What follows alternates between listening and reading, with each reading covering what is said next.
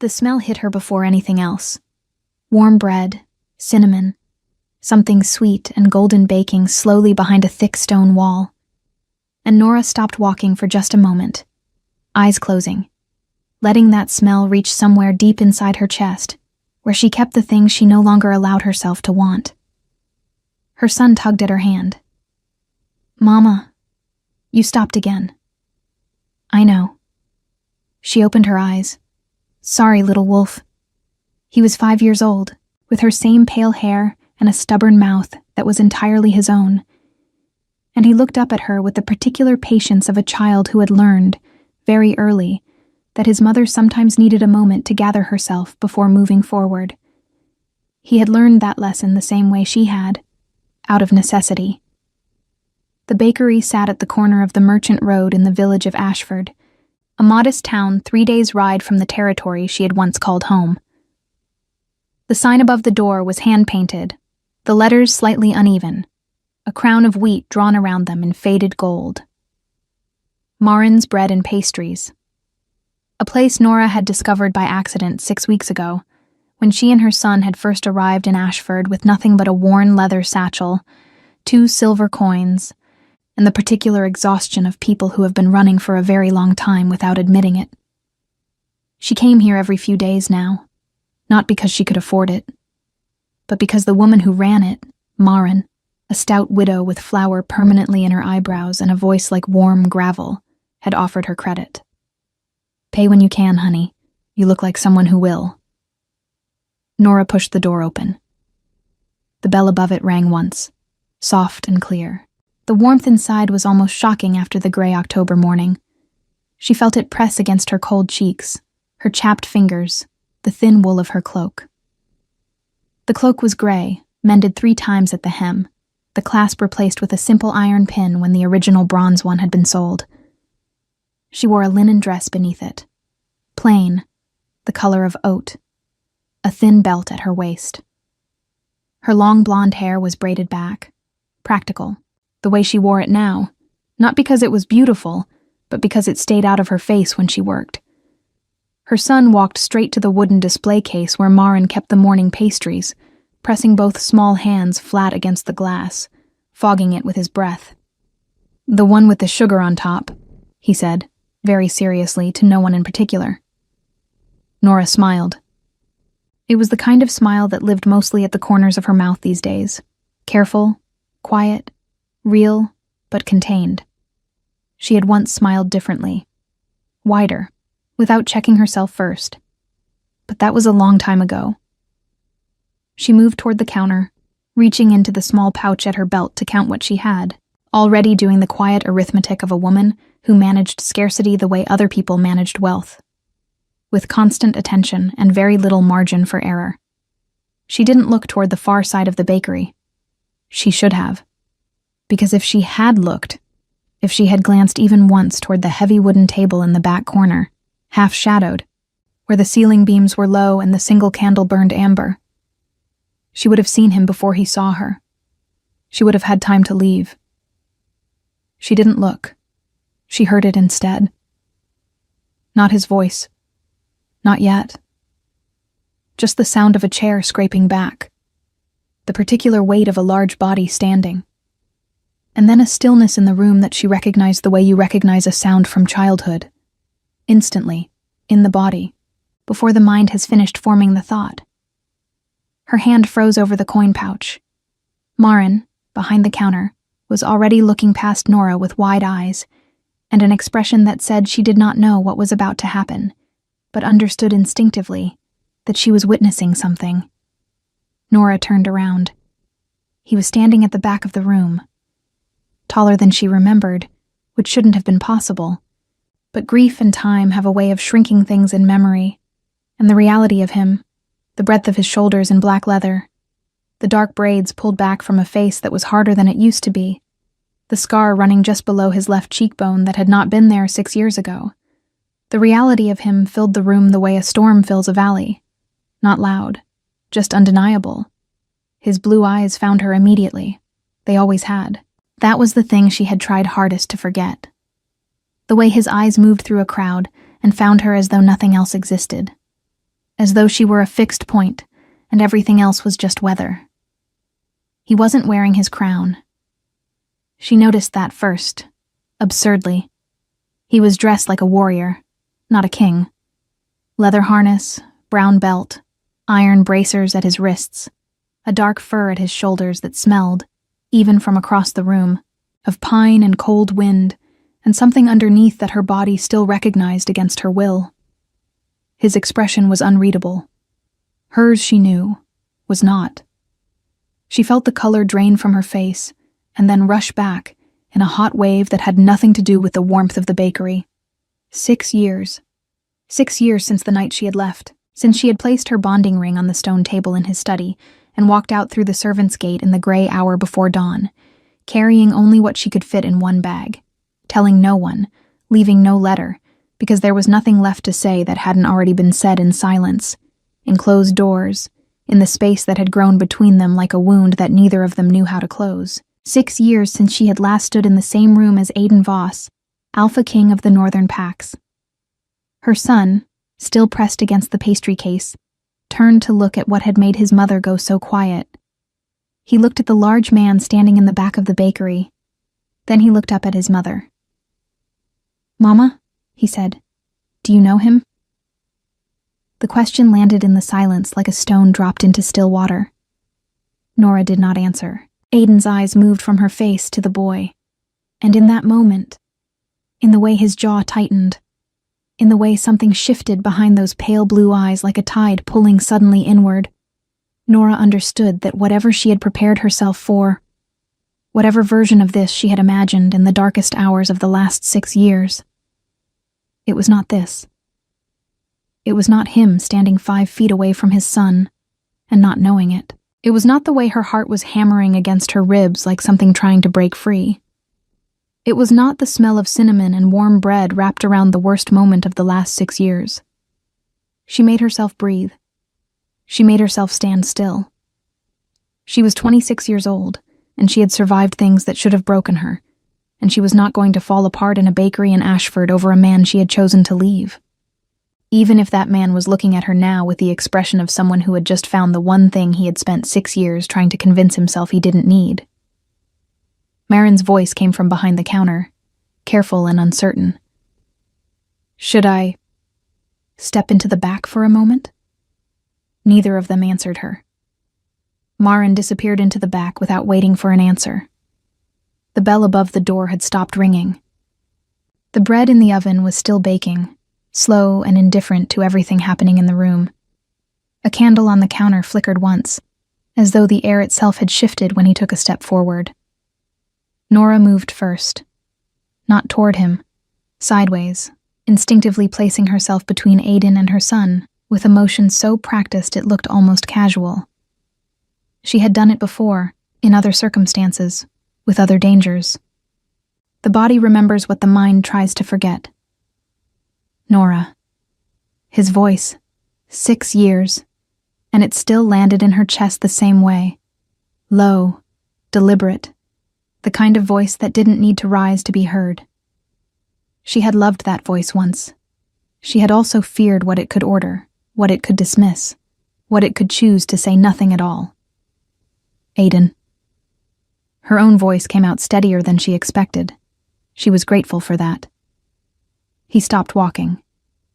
3 feet between them now. Close enough that she could see the details that time had added to him. The deeper lines at the corners of his eyes, the way the scar on his cheek had settled into his face, the gray that had begun, very slightly, at his temples. He was 32. He looked like a man who had spent 6 years carrying something heavy, and had decided long ago not to put it down. His eyes moved to her son again.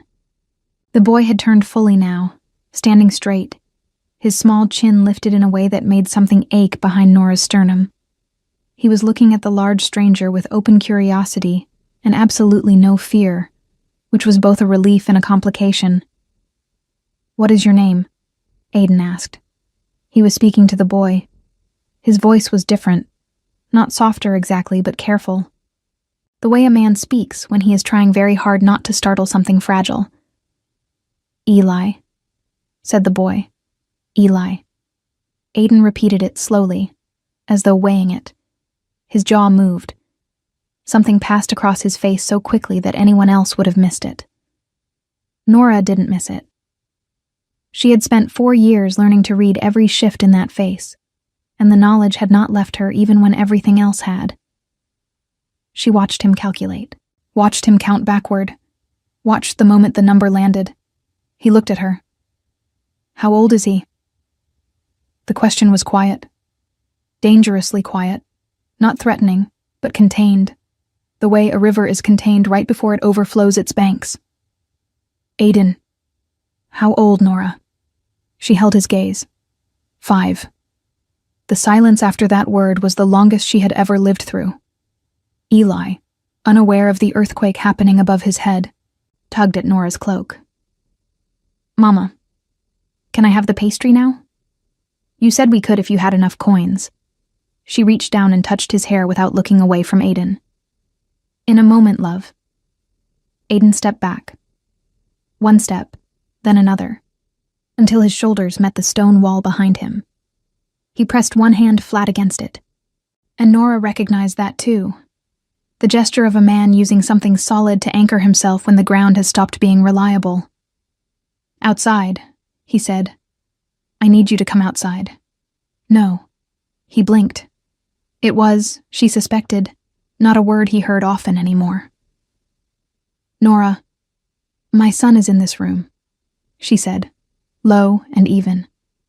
"And I am not going anywhere with you until I know why you are in Ashford. This is not your territory." "It borders mine." "That's not an answer." His eyes darkened. Not with anger, or not only with anger, with something more complicated.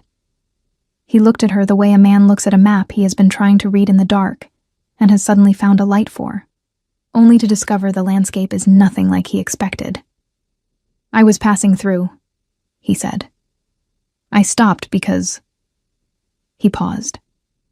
The muscle in his jaw flexed. "Because someone told me there was a woman in Ashford matching your description working at the tanner's yard." Nora felt something cold move through her. "Who told you that? Does it matter?" "It matters a great deal." He was quiet for a moment. Doran. Doran. Her stomach tightened. Doran was Aiden's second, a broad, gray-eyed man who had been loyal to the pack since before Aiden took the throne. Doran had also been, quietly, one of the few people in that court who had treated Nora like a person, rather than a symbol. She had not expected him to report her location. "He was worried about you," Aiden said, as though reading her expression. "He saw a traveler from Ashford at the autumn market." The description was specific. She said nothing. "You're working at a tanner's yard." It wasn't a question. His voice had something in it she didn't want to name. Not pity, but something close to it, which was almost worse. "I work where I can find work," she said. "We manage." "We." The word sat between them, containing everything. He looked at Eli again. The boy had lost interest in the adult conversation and was now crouching to examine a beetle that had found its way across the bakery floor, narrating quietly to himself about where the beetle might be going and what it might be carrying. Something in Aiden's face broke, very slightly, the way ice breaks at the edge, not collapsing, just cracking along a line that had been there for a long time. "He doesn't know," Aiden said. "He is 5 years old." "That wasn't what I asked." Nora pressed her lips together. Outside, the October wind pushed against the shuttered windows. The bread smell was still there, relentless and warm, achingly ordinary against the wreckage of this conversation. "No," she said quietly. "He doesn't know." Aiden closed his eyes for exactly 3 seconds. She counted. When he opened them, something had settled in his expression. Not peace, not acceptance, but decision. The look she remembered from the nights when the council brought him problems with no clean answer, and he had to choose anyway. "I'm not leaving Ashford," he said. Her chin came up. "You don't have the right to—" "I have every right," he said, and his voice was still quiet, but the edge in it was unmistakable. Whatever happened between us, Nora, whatever you decided and whatever I failed to be, he is mine, and I have been walking around for 5 years not knowing he existed. The words hit her like cold water, because they were true, and because the truth of them had lived in her chest like a splinter for 5 years. Small, constant, impossible to remove without tearing something open. She had told herself, in the early days, that leaving had been survival. That the court would have destroyed her slowly, that the politics would have poisoned whatever softness remained between them, that a child born into that tension would carry the weight of it forever. She had told herself those things so many times they had begun to feel like stone, solid, immovable, real. Standing here, looking at Aiden's face at the moment he understood what he had missed, she felt those stones shift. "I need to think," she said. "You've had 6 years to think." Aiden. Her voice cracked slightly on his name. Just slightly. She hated herself for it. "Please." He looked at her for a long moment. Then he nodded once, sharp and taut. "I'll be at the inn on the North Road," he said. "The Grey Horse. Tonight. I am asking you, Nora. Not ordering, not commanding. I am asking you to come and talk to me." He paused. "Both of you." He looked at Eli one last time. The boy had captured the beetle on a piece of parchment and was carefully carrying it toward the door to release it outside, completely absorbed, humming something tuneless and sweet. Aiden watched him for 3 full seconds. Then he pulled his dark fur closer at his shoulders, pushed away from the wall, and walked out without another word. The bell above the door rang again. Once, clear, final. Marin reappeared from the back room, clutching a dish towel and pretending she hadn't been listening to every word. "Sugar pastry for the little one?" she said, voice carefully neutral. Eli looked up from the door, beetle successfully released, face bright. "Yes, please." Nora stood very still in the middle of the bakery floor, her hand still resting inside her empty coin pouch. She thought about the inn on the North Road. She thought about what she owed her son. She thought about the way Aiden's face had looked when he understood, and how she had spent 5 years telling herself that face was something she no longer needed to care about. She had been wrong about a great many things. The Grey Horse Inn sat at the edge of Ashford like a man who had given up on appearances, but not on warmth. Its timber frame was dark with age, the sign above the door hanging at a slight tilt, but the light through the windows was amber and steady, and the smell of wood smoke reached the road a full 30 steps before the door. Nora stood at the beginning of that road for a long time.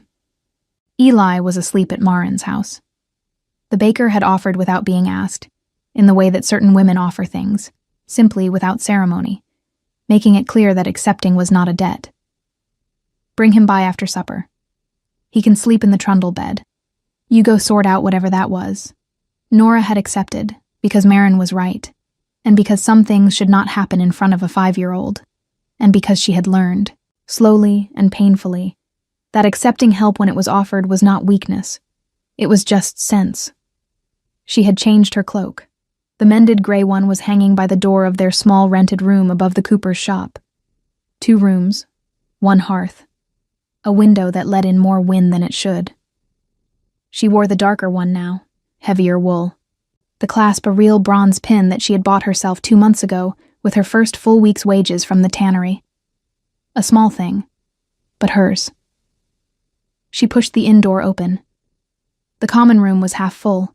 Merchants, a pair of hunters with mud still on their boots, an old man playing a slow tune on a battered string instrument in the corner. The fire was large and serious, throwing long shadows across the stone floor. It smelled of tallow candles, roasted meat, and the particular sour warmth of ale that has been poured many times in the same room. She saw Aiden immediately. He was at a table near the fire, but not close enough to seem comfortable. The distance of a man who had chosen a position from habit, back to the wall, full view of the door. He had removed the fur and the leather harness. He wore a dark linen shirt, unlaced slightly at the throat, his bracer still on. His braids were the same, pulled back, a few loose strands at his temples. He was holding a cup of something he hadn't been drinking. He saw her at the same moment. He stood up. Nora crossed the room. She sat down across from him without waiting to be invited. He sat back down. They looked at each other across the scarred wooden table, and for a moment neither of them said a word, because there was too much to say and no clear place to begin. "Where is he?" Aiden asked first. "Safe, with a friend." He nodded. His hands were flat on the table. Large hands, scarred at the knuckles, the right one bearing a faint silver mark at the wrist that she recognized, a bonding scar, partially faded. She had one too, in the same place, hidden now under her sleeve. She had not been able to make it disappear, no matter what the village healer in the third town she'd passed through had suggested. Some marks don't leave. "I want to understand," he said. His voice was controlled. She had the feeling he had been practicing this sentence for hours. I'm not going to make demands tonight. I want to understand." She studied him. There was something different about him that she hadn't fully processed in the bakery. Not just the years, not just the scar. Something in the way he held himself. He was still unmistakably powerful, still the kind of man who made a room recalibrate when he entered it. But there was a quality of tiredness beneath it that hadn't been there before. Not physical tiredness, the other kind. "You want to understand why I left," she said. "I know why you left." She blinked. "You left," he said carefully, "because I chose the pack over you, repeatedly, and every time I told myself it was duty, and every time I told myself you understood, and every time I was wrong." He paused. "I know that. I have known it for 6 years. What I don't understand is how you found out you were carrying my child and still chose to go." The fire crackled.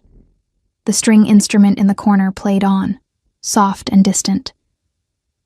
Nora looked down at her hands. "I didn't know," she said. "When I left, I didn't know." Silence. "I found out 2 months later," she continued. "In a village called Renwick, north of the border. I was staying at a shepherd's widow's house, doing laundry for a copper a day."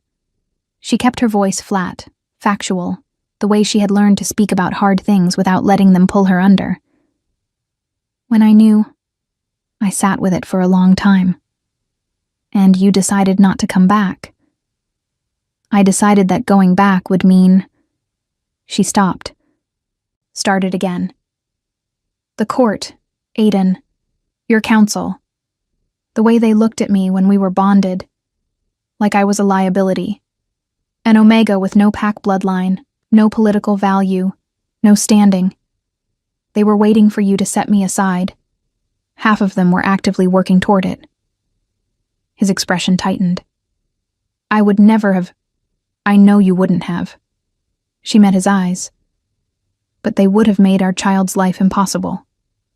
A half-blood heir with an Omega mother who had no allies and no power. I had watched what that court did to people it deemed inconvenient." She paused. "I chose to protect him the only way I knew how." Aiden said nothing for a long moment. "By disappearing," he said at last. "By surviving." Another silence. The fire shifted, sending a shower of small sparks up the chimney. Someone at the bar laughed at something, the sound bright and entirely out of place. "He is mine," Aiden said, not loudly, but with a finality that had nothing aggressive in it, just bedrock, just fact. "I understand why you made the choice you made. I am not..." He stopped, ran one hand over his face. When he lowered it, she could see how much effort the next words cost him. "I am not able to tell you that you were wrong about the court. Some of what you feared was real." Nora stared at him. That was not what she had expected. "But things have changed," he continued. 2 years ago, Lord Cade and his faction were removed from the council. There was a..." He paused, choosing the word carefully. "A reckoning." It was not clean, but it was thorough. What kind of reckoning? The kind that happens when an alpha discovers that 3 of his senior council members have been accepting bribes from a rival pack for 4 years and engineering political obstacles to destabilize his bonding. His voice was even, but his eyes were not. Including spreading the rumor that you had left because I had taken a secondary mate. The words fell on the table like stones. Nora felt the blood leave her face. That was... Her voice didn't work right. She cleared her throat. That was never... I never believed that. I left because of the distance between us. Because of the silence. Because I stopped fighting for you, he said. Because I let the weight of the crown convince me that pulling back was the same as being strong. He looked at her steadily. I know what I did. I have had 6 years to map every mistake. She was quiet for a long time. Outside, the wind had picked up, pressing against the shuttered windows with a cold, persistent hand. She could hear it finding gaps in the old timber, threading through in thin, cold ribbons. Why are you telling me this? She asked finally. Because you deserve to know. And what do you want from me, Aiden? What is it you actually came here to ask? He held her gaze. I want to know my son. She had expected that. She had prepared herself for it on the walk over, had built arguments and boundaries and careful, reasonable positions. She had them ready. What she hadn't prepared for was what he said next. And I want to know if there is anything left between us worth the honesty I should have given you 4 years before you walked out that gate. The question landed softly, almost gently, which made it more dangerous than any demand would have been. Nora stood up. I need time, she said. You said that in the bakery. I meant it in the bakery. She pulled her cloak around her shoulders and looked at him one final time. At this man who had once been everything she trusted, and then slowly become a beautiful, unreachable wall. I will bring Eli to meet you. Tomorrow afternoon, by the river, where it's open and he can run. Neutral ground. Aiden nodded. She turned to leave. Nora. She stopped but didn't turn. I'm glad you're alive, he said quietly. I looked for you. For 2 years I looked. I want you to know that. She stood very still for 1 breath. 2. Then she walked out into the cold night and did not let herself cry until she was halfway down the road, and the inn light was small behind her. She had been found. The question now was whether being found was the beginning of something, or the end of the long, careful safety she had built from nothing with her own 2 hands. She didn't know the answer. But somewhere in the back of her mind, quiet and dangerous, something had shifted. Some small, stubborn thing that had been facing away for 6 years had turned, just slightly, toward the light. She told herself it meant nothing. She had told herself that before. The river at the edge of Ashford was narrow and fast, running dark between banks of yellowed grass and smooth stones worn pale by years of current.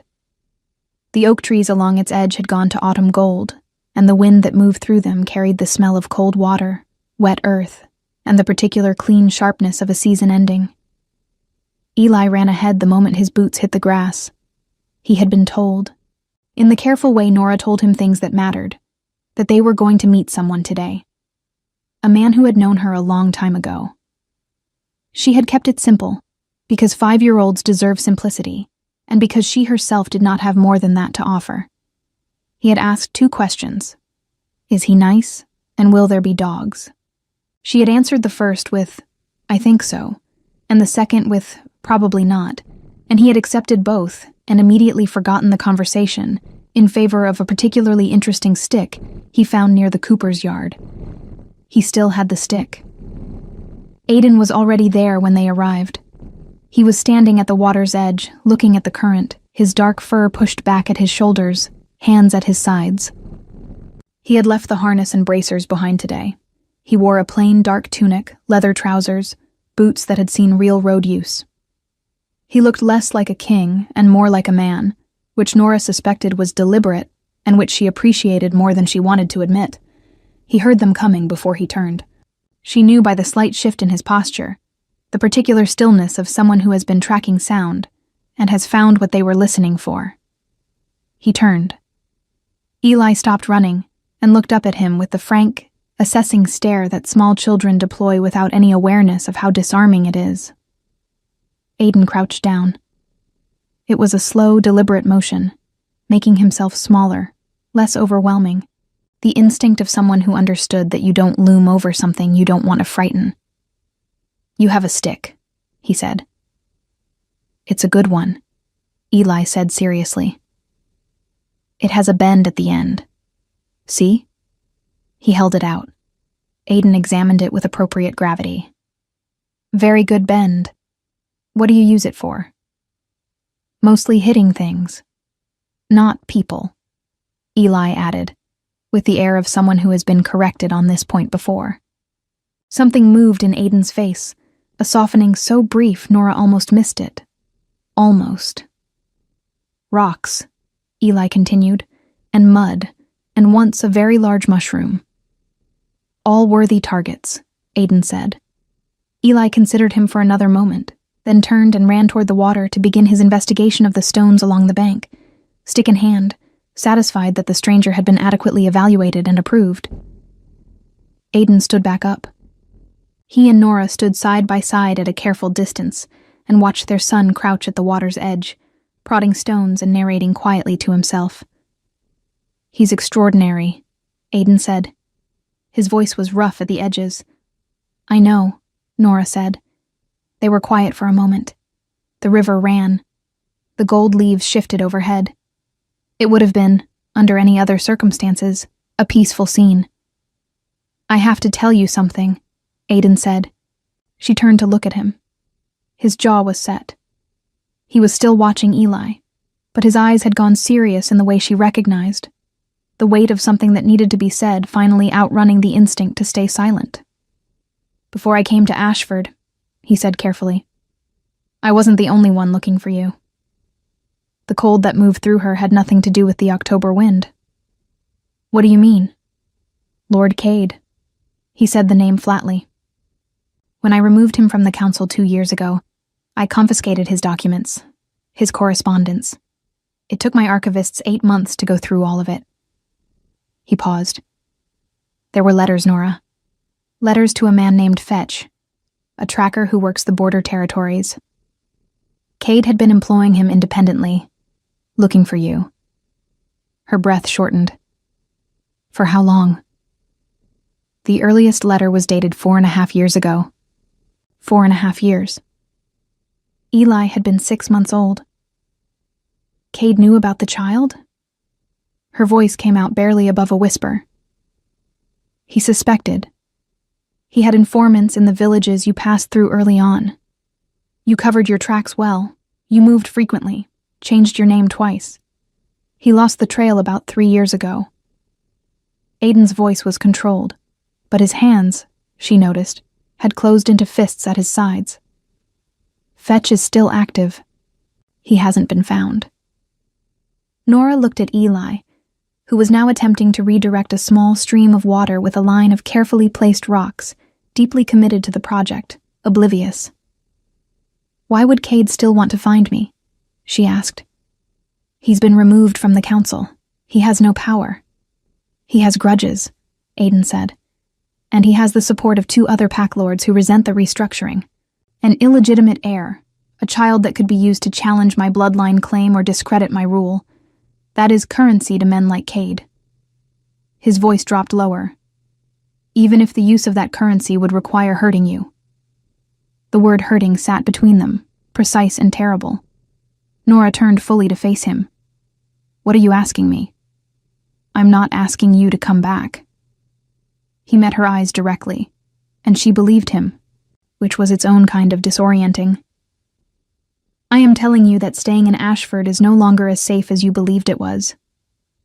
Fetch may have lost the trail 3 years ago, but Doran finding you through a merchant at the autumn market means you can be found, by anyone who is looking." She was quiet. She hated that he was right. She hated more that some part of her, the part that was tired, that had been tired for 5 years, that had built safety from scratch and watched it require constant maintenance and never once felt truly solid. That part felt something loosen slightly at the idea of not being alone in this. She killed that feeling quickly. "You said things have changed at court," she said. "They have. Cade's people, are they still in the territory?" "Some. They operate quietly now. But yes." She looked back at Eli. He had abandoned the water engineering project and was now lying flat on his stomach on a large flat rock, dangling his stick into the current and watching it with intense concentration. "I need to think about this," she said. "I know." "Aiden." She stopped, chose her words. "I want to be clear about something. Whatever I decide, about safety, about where we go, about any of it, I decide it. Not you, not the pack, not the council, me." He held her gaze for a long moment. "Understood. I'm serious. So am I." She searched his face for the familiar deflection, the slight withdrawal that had once always followed her assertions of autonomy, the almost invisible tightening that told her he heard her words, but was already calculating around them. She had learned to read that signal the way you learn to read weather. It had never been cruelty. It had been habit. The habit of a man so accustomed to authority that he sometimes forgot it wasn't the same as rightness. She didn't see it now. What she saw instead was something she had no ready category for. A man holding very still and letting her words land exactly where she threw them, without moving to soften or redirect them. Just receiving. Just listening. It unsettled her more than the familiar patterns would have. "There is something else," he said. She waited. "My beta, Soren, arrived in Ashford this morning. He rode ahead to tell me—" He stopped. His expression shifted into something tighter. "Cade has left his estate. 3 days ago. His steward reported it as a hunting trip, but he took 6 men with him, armed." The silence that followed was the kind that has weight. "You think he's coming here," she said. "I think he may already know where here is." Eli laughed suddenly at the river. A bright, unself-conscious sound. The pure laughter of a child who has discovered something delightful. A fish flashing silver in the current below his stick. Both adults turned to look at him. And in the space of that moment, the boy's laughter rising against the sound of the river, the gold leaves shifting overhead, the cold pressing in at the edges of everything. Something passed between Nora and Aiden that neither of them named and neither of them looked away from. It was not forgiveness. It was not a beginning. It was the recognition, quiet and undeniable, that they were still the people who had made that laughing child, and that whatever had broken between them had not broken that. It was enough to make the next step possible. Just the next step. "Tell me about Soren," she said. "Tell me everything you have, and then we figure out what to do." Aiden nodded once. He turned away from the river, away from Eli's laughter, and his face settled back into the face of a king who has a problem that requires solving. But before it did, for just one unguarded second, she saw what lived underneath that face. She recognized it, because she had felt it herself, every single day for 5 years, every time she looked at a boy with pale hair and blue eyes, and a stubborn mouth that was entirely his father's. She had told herself she'd stopped caring. Watching his face in that unguarded second, she understood with absolute clarity that she had never stopped. What she had done was survive. Those were not the same thing. And now, with Cade's men somewhere on the road, and the cold pressing in, and her son's laughter still echoing against the stones, survival was no longer something she could do alone. Soren was nothing like Nora had imagined. She had built a version of him in her mind over the years. Another hard-faced lieutenant. Another man whose loyalty to Aiden translated into suspicion of everything Aiden had once loved and lost. She had been wrong. Soren was lean where Aiden was broad, with a sharp, angular face, and gray eyes that moved constantly, cataloging, assessing, the eyes of a man whose entire profession was noticing things before they became problems. He was perhaps 30, with close-cropped hair, and a long knife at his belt that sat too naturally to be ceremonial. He met them at the inn that evening, after Eli had been returned to Marins, fed and muddy and deeply satisfied with his day. Soren stood when Nora entered, which she hadn't expected, and gave her a short, direct nod that contained no apology and no condescension, just acknowledgement. You are real. You are here. I am recalibrating accordingly. She found to her surprise that she respected him immediately. Fetch was seen in the village of Corton, Soren said, spreading a hand-drawn map across the table. Corton was marked in ink, 12 miles east. 2 days ago, he was asking about a woman with a blonde braid and a young child. He used a false name and claimed to be looking for a missing sister. His finger moved on the map. Cade's men, we believe 4 of the 6, split from his main party here, near the Ashford Road junction. They are moving separately. Quietly. Nora studied the map. They're going to try to take Eli, she said. Not a question. They need leverage, Soren said. A child with alpha bloodline, held by a rival faction. It creates a legal complication that could occupy the king's attention for months. Keep him defensive. Prevent the northern trade agreements from being finalized.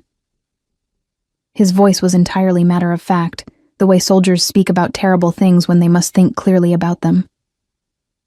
It's political, which makes it more dangerous, not less. Political hostages are kept alive, but not always comfortable. The word hostage in the same breath as her son's name did something to Nora's chest that she would not allow to become panic. She breathed through it, kept her eyes on the map. What do you need from me? She asked. Soren glanced at Aiden.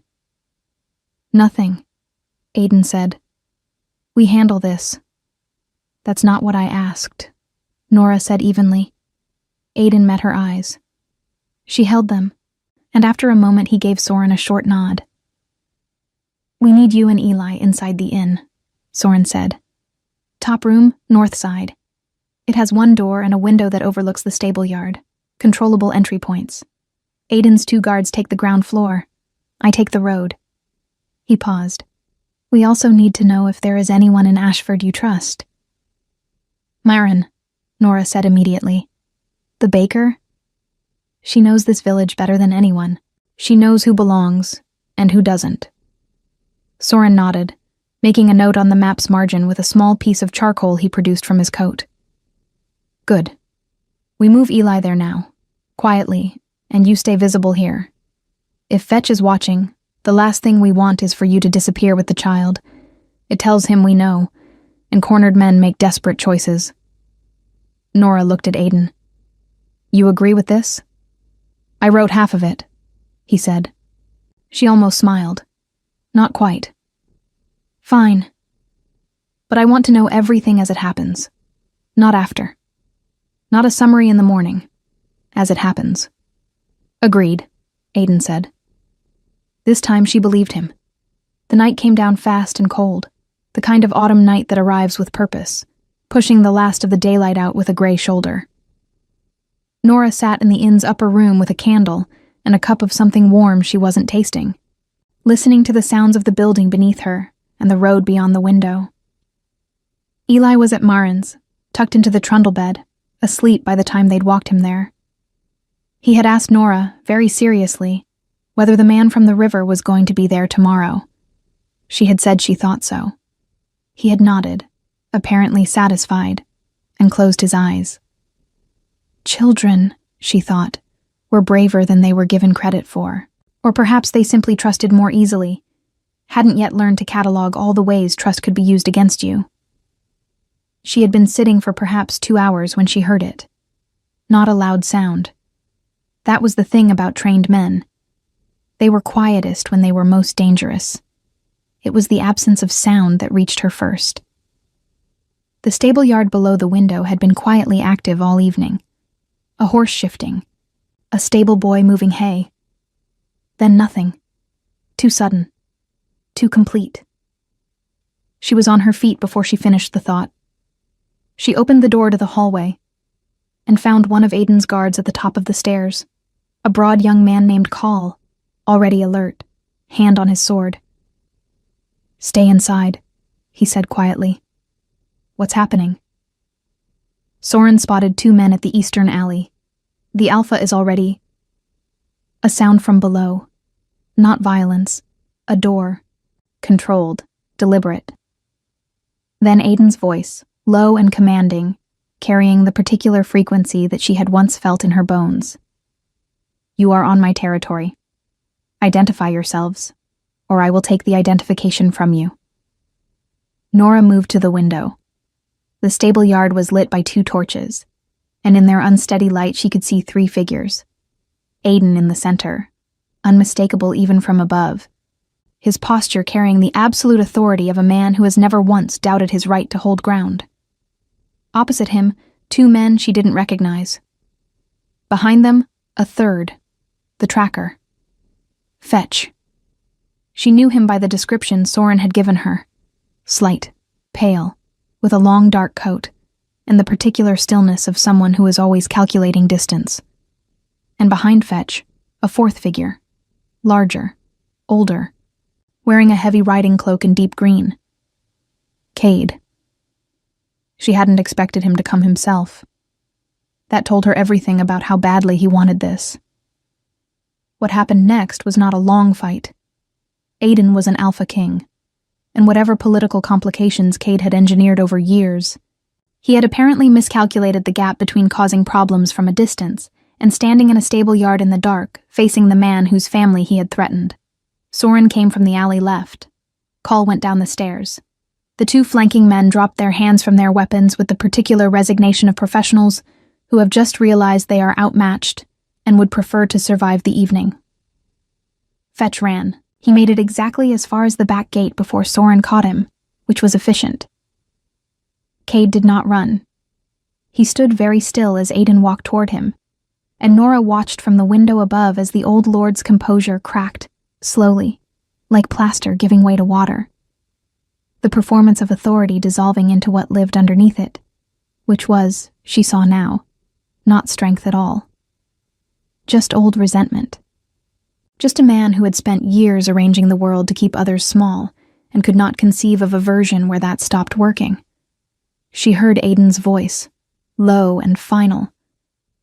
She couldn't make out the words. She didn't need to. Whatever he said, it was enough. Cade's shoulders dropped. He said something in return, a short, bitter sentence. Then Soren moved behind him, and Call behind Fetch, and it was over, clean. No blood on the cobblestones. No shattered timbers. Just the torchlight and the cold, and the sound of the river somewhere beyond the rooftops. Nora exhaled. Her hands, she noticed, were steady. Aiden came upstairs an hour later. He knocked once before entering, which she noted. He sat down across from her at the small table and looked at the candle between them without speaking for a long moment. "Cade will be taken to the northern hold for formal judgment," he said finally. "Fetch is in Soren's custody. The others will be released to their packs with a formal censure. They were hired men, not architects." "Is it finished?" she asked. "This part of it." He looked up. "There will be council proceedings, formal declarations. It will take time. But the threat to you and Eli, yes, this part is finished." Nora nodded slowly. The candle moved between them, the flame bending slightly in a draft she couldn't feel. "I want to ask you something," she said, "and I want you to answer honestly, not the way you think I want to be answered. All right. If I choose to stay in Ashford, to keep our life here the way I've built it, and simply allow Eli to know you, to have a relationship with you, without changing anything else." She paused. "Can you accept that?" He was quiet for a long time. "No," he said. She had expected yes. The honesty of it stopped her. "Not because I want to control your life," he continued, "but because I can't accept a half-truth. I've lived 6 years in a half-truth and it cost us both everything." He held her gaze. "I want to try, with you. Not for the pack, not for bloodline, not for any reason, except that I spent 6 years understanding what I had, and I am asking. Directly, clearly, the way I should have asked things the first time. Whether you are willing to try with me. The candle flame steadied. Nora looked at this man, at the scar and the braids and the hands flat on the table, at the patience in his face that had been so hard-won she could see the cost of it. And she made a choice. Not a leap. Not a surrender. A choice made with open eyes, by a woman who knew exactly what she was choosing and why. I am not going back to that court, she said. I know. If there is a try, it happens on ground I agree to. Ground that is safe for Eli. Ground where I am not a symbol or a political piece. Agreed. And if at any point... Nora. His voice was quiet. I know. You choose. Always. She looked at him for one long moment more. Then yes, she said. I'm willing to try. Epilogo, 8 months later. The morning came in soft and gray over Ashford. The kind of spring morning that smells of wet soil and new green things, and the particular sweetness of a world that has decided, after a long winter, to begin again. Nora stood at the window of the house on the mill road, a real house now, stone-walled, with 2 hearths and a proper door that latched, and watched the yard below where Eli and Aidan were engaged in a deeply serious debate about the correct technique for skipping stones on the mill pond. Eli demonstrated. The stone bounced twice and sank. Aidan demonstrated. The stone skipped 7 times in a clean, low arc. Eli stared at the water for a moment. Again, he said. Aidan handed him another stone. Soren had returned to the Northern Territory in the autumn, after Cade's judgment had been formally concluded and the council restructured. He had come back once in the winter, on official business, and had brought Maren an entirely unnecessary quantity of pine-smoked cheese from the northern markets, which she had received with great dignity and obvious pleasure. Maren herself had become, somewhere in the months of small daily things, the closest thing to family that Nora had built in 6 years. She came for supper twice a week. She had taught Eli to shape bread dough, which had resulted in many small misshapen loaves and one very proud morning. Cade was in the northern hold, awaiting the formal conclusion of proceedings. He would not walk free. Fetch had taken a deal, information in exchange for lenient terms, and had vanished to the Eastern Territories. Neither of them touched Nora's world again. Aidan had not moved into the house. That was not how Try worked, and they both understood it. He came to Ashford often, more often as the months passed, staying at the Grey Horse, spending days at the Mill Roadhouse, learning the rhythms of a life that was built from small honest things instead of ceremony and politics. He was learning to be a father in the daily, ordinary sense. Not a figure, not a symbol, but the man who taught a boy to skip stones and failed to correctly identify a beetle species, and was very solemnly corrected. The changes in him were not dramatic. They were the kind that don't announce themselves. A loosening at the jaw, a laugh that came quicker, the way he sometimes sat in the kitchen in the evenings with a cup of tea and said nothing, just present, just there. And it was enough. Nora had changed too. She still worked, not at the tannery anymore, but helping Maren at the bakery 3 mornings a week, which smelled considerably better and hurt her hands considerably less. She had started keeping a small journal, something she hadn't done since she was young. She wrote in it the things she noticed. The smell of the morning, the funny things Eli said, the shape of the light through the kitchen window. Small things. Hers.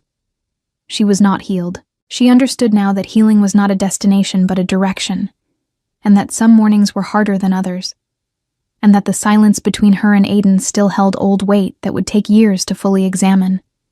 She understood that trust, rebuilt, is built on different ground than original trust, more deliberate, more conscious, more fragile in some ways and stronger in others. She understood all of this, and she had chosen it anyway. Below in the yard, Eli's stone skipped 3 times. He turned to Aidan with an expression of absolute triumph. Aidan raised both hands in genuine acknowledgement of defeat. Eli laughed, that bright river laughter, the sound she had carried like a compass through 5 years of hard roads and harder choices. Nora rested her forehead lightly against the cool glass of the window. Outside, the mill pond caught the morning light and held it, silver and still, before the next stone broke the surface, and the ripples moved outward in slow, unhurried rings, reaching every edge. She stayed at the window a little longer, watching the two of them. Then she went downstairs to start the fire and begin the morning.